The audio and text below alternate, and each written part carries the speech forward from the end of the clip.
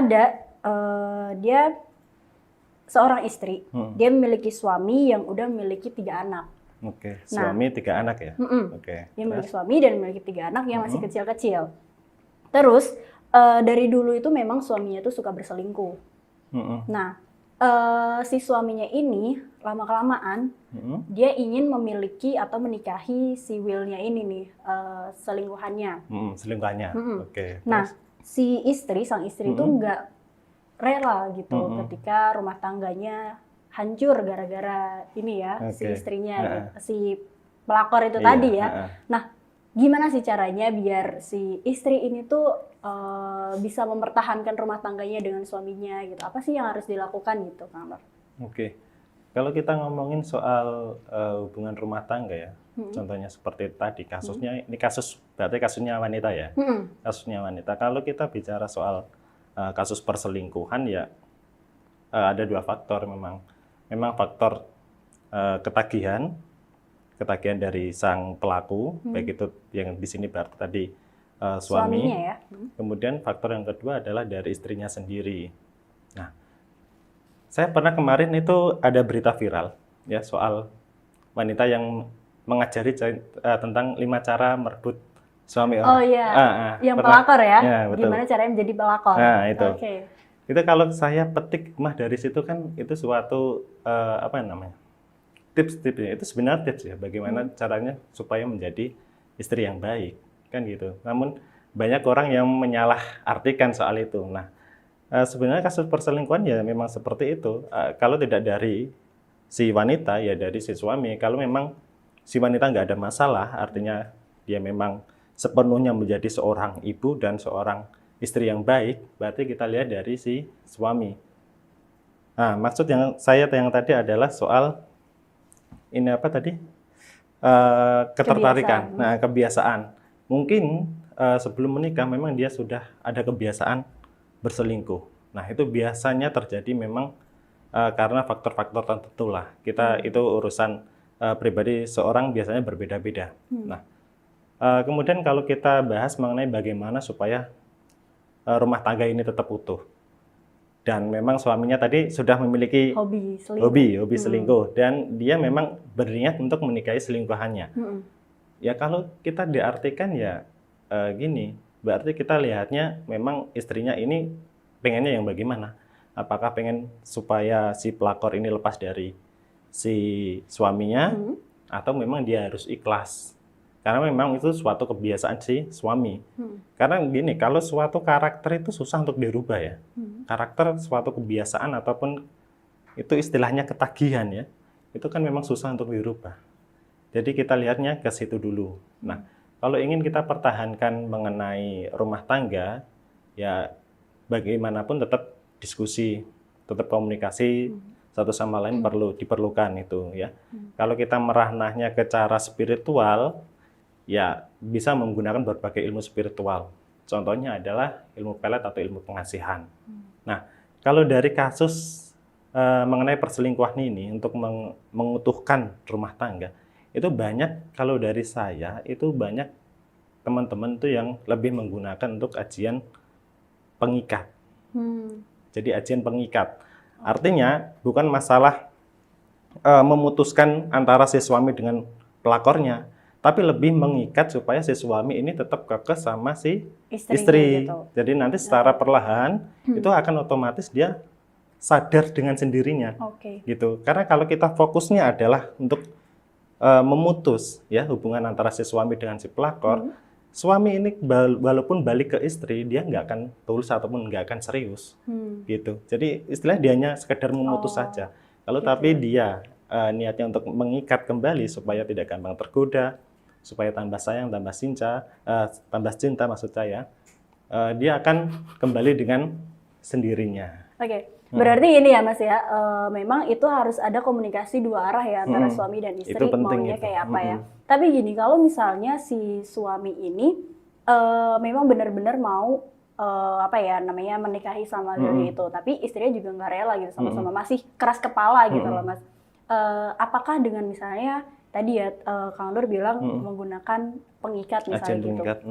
Kalau misalkan itu benar-benar si suaminya punya niatan yang benar-benar kuat, apakah itu pengaruh gitu loh? Ya sangat pengaruh, saya yakin pasti sangat pengaruh. Oke. Karena gini juga, kita kalau melihat hakikat, seorang pria menikah dengan lebih dari satu kali itu kan sebuah hak. Nggak jadi masalah kan itu. Dalam hukum agama pun nggak jadi masalah. Yang jadi masalah adalah hukum sosialnya. Kalau kita lihat dari problematika seperti itu, kalau mengenai komunikasi itu kan hal yang penting. Kemudian kalau mengenai cara spiritualnya kan memang saya yakin pasti ada efek, pasti ada reaksi. Nah, kemudian kalau soal menikah lebih dari satu itu kan sebenarnya bagi seorang pria kan nggak jadi masalah, ya kan? Dalam agama pun nggak jadi masalah soal itu. Itu kan suatu hak dan bukan kewajiban juga, itu kan suatu hak dan kebutuhan. Nah, yang berdampak mungkin sosialnya, karena kepribadian satu sama lain kan berbeda-beda. Ada yang berpendapat istri satu untuk selamanya, ya Pak, pasangan satu untuk selamanya. Tapi untuk orang yang lain, menikah itu kan suatu ibadah. Ya mungkin saja itu untuk meningkatkan ibadah dia. Nggak jadi masalah soal itu sebenarnya. Tapi kembali lagi ya ke pribadinya masing-masing. Kalau memang tetap kekeh supaya satu untuk selamanya, si istri untuk mengusahani supaya si suami tambah sayang, tambah terikat ya saya yakin pasti ada efek, pasti ada reaksi. Tapi berarti nggak bisa ya kita membuat si suami ini tuh menghilangkan hobinya selingkuh gitu loh.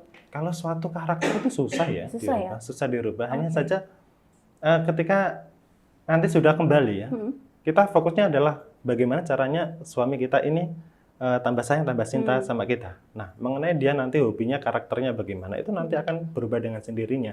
Yang penting dari si istri sendiri juga itu merubah karakternya. Mungkin dari menjadi seorang ibu rumah tangga yang memang jauh lebih sempurna dari yang sebelumnya, menjadi seorang istri yang memang lebih perfect ke suami, itu kan nanti perlu dirubah juga. Nanti saya yakin suatu saat nanti secara perlahan tapi pasti ya, nanti karakter suami juga akan berubah. Saya yakin seperti itu. Nah, saya bayangin nih Mas, misalnya si istri udah menggunakan ini ya, istilahnya ajian pengikat gitu ya. Tapi tiba-tiba nih sang pelakornya juga melakukan itu gitu.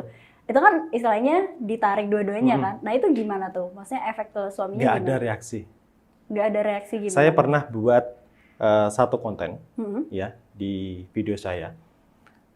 Saya pernah membahas itu satu orang dipelet banyak orang.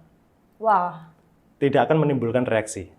Tapi reaksinya itu akan ada pada si pengguna. Artinya si pengguna akan tetap kekeh mempertahankan apa yang dia inginkan. Nah, tapi bagi si korban, artinya untuk si suami ini tadi, dia dipelet oleh istrinya, dipelet oleh si pelakor, ya kan? Si suami ini nggak akan ada reaksi apapun. Tapi justru itu akan menimbulkan ini, apa namanya? Reaksi yang di luar dugaan kita. Contohnya adalah si suami ini akan sering sakit-sakitan. Oh gitu.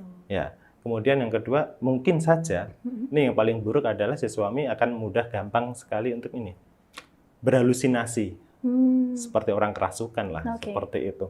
Ya karena itu tadi energi spiritual ini bentrok. Ditarik sana sini gitu ya. Tapi kalau konteksnya sudah suami istri, itu akan lebih banyak mengarah ke yang pasangan sah. Lebih banyak mengarah yang ke pasangan sah, karena bagaimanapun hakikat yang sudah sah ya memang sudah miliknya kan gitu. Jadi mengenai efek dari si pelakor, saya rasa kok akan sulit untuk mempengaruhi si suami itu. Gitu. Berarti istilahnya kalau misalnya dua-duanya menggunakan ajian, ada dampak negatifnya dong buat si target, ini, si suami. Dampak negatifnya pasti ada. Oh gitu ya. Gitu. Oke. Nah, gini nih Mas, misalnya gimana sih caranya biar, maksudnya tadi kan si suami diperebutkan ya, istilahnya dia ingin memiliki dua wanita. Nah, sebenarnya penyebabnya dari misalnya alasan kenapa suami itu memilih untuk menikahi pelakor gitu daripada istri. Apakah ada pemicu dari istrinya gitu? Kalau pemicu, saya rasa sebagian besar nggak ada. Sebagian besar orang yang berselingkuh itu karena efek ini, fantasi. Dia bosan dengan hal yang lama. Dia ingin mencari sebuah mainan baru. Saya rasa nanti seterusnya juga akan seperti itu. Walaupun dia sudah menikahi si pelakor, nanti secara 2-3 tahun kalau dia bosan dia cari wanita lain. Saya yakin seperti itu. Jadi malah semakin melebar ya nanti. Semakin melebar, karena itu memang sebuah karakter ya. Ya karena itu fantasi memang Kalau kita bisa kontrol ya akan menjadi hal yang baik untuk kita. Kalau nggak bisa kita kontrol ya bumerang, masalah yang buruk itu. Oke, Gitu. nah perlu nggak sih Mas untuk misalnya jadi seorang istri itu harus melakukan apa sih? Maksudnya untuk memperbaiki dirinya gitu. Sangat perlu. Selain dari usaha lahir, kita memperbaiki karakter kita, cara kita beradaptasi dengan keluarga, dengan pasangan, perlu juga kita tingkatkan apa yang namanya spiritualitas kita. Kalau dari saya pribadi, ini saya ambil contoh dari kalangan keluarga saya pribadi, saya selalu menekankan ke istri saya, jangan hanya menjadi seorang ibu ataupun istri yang baik untuk saya, tapi jadilah seorang ibu, seorang istri yang baik kepada Tuhan. Gitu. Karena kalau dia iman sudah tingkat, ya, iman sudah meningkat dengan bagus, otomatis pasangan itu akan ngikut dengan sendirinya. Gitu. Karena kalau sudah jadi satu pasangan ya, seterusnya memang kalau sudah satu baik, satunya pasti ikut baik. Gitu ya. Itu akan mempengaruhi ya, saling berkaitan juga ya Mas betul. ya. Oke, terima kasih. Nah, terakhir nih yang untuk kasus ini sebaiknya saran apa sih yang tepat buat suaminya gitu Mas? Ya, saran saya untuk suami ya yang memang hobi selingkuh, bukan kita membahas ini salah suami atau bagaimana, karena suatu apa namanya tadi hobi ataupun karakter itu memang bukan salah dia juga. Itu juga bisa karena suatu sebab, bisa saja itu suatu pengalaman yang pahit. Dulunya mungkin pernah diselingkuhi, ya pernah diselingkuhi. Kemudian dia ingin mencoba bagaimana rasanya berselingkuh. Nah itu kan suatu sebab. Dia malah coba-coba ya, Mas ya. Coba-coba gitu. Ya saran saya ya bagaimanapun godaan rumah tangga itu pasti berat. Mengarungi rumah tangga itu sangat berbeda dengan orang berpacaran, ya kan. Ya bagaimanapun tetap berusaha untuk jadi suami yang baik, jadi ayah yang baik, karena apa yang kita lakukan itu akan jadi tuntunan untuk pasangan kita dan anak-anak kita. Gitu.